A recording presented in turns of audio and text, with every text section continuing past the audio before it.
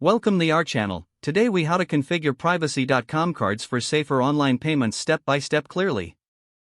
To get started, visit the privacy.com website. If you don't have an account, click on the sign up button to create one. Fill in your email address and create a secure password.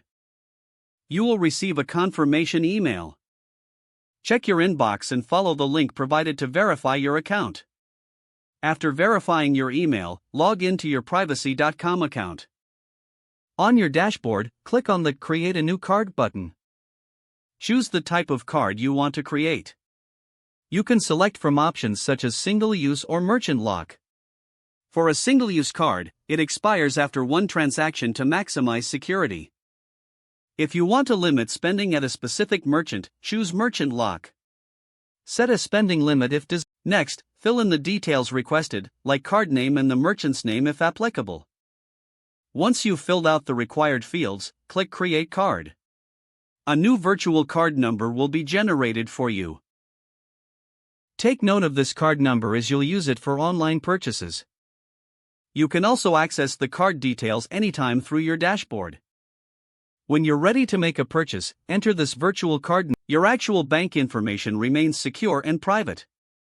If you want to edit any settings for the card, return to your dashboard to make changes. Remember to monitor your transactions for any suspicious activity. You now have a secure way to manage online payments with privacy.com cards. If the page does not load, refresh the browser or try again in a private or incognito window. Make sure you are using the correct email address, then retype it carefully to avoid small typos. If your password is not accepted, use the reset option and create a new strong password you can remember. Check your spam folder for verification or security emails, then complete any requested confirmation steps.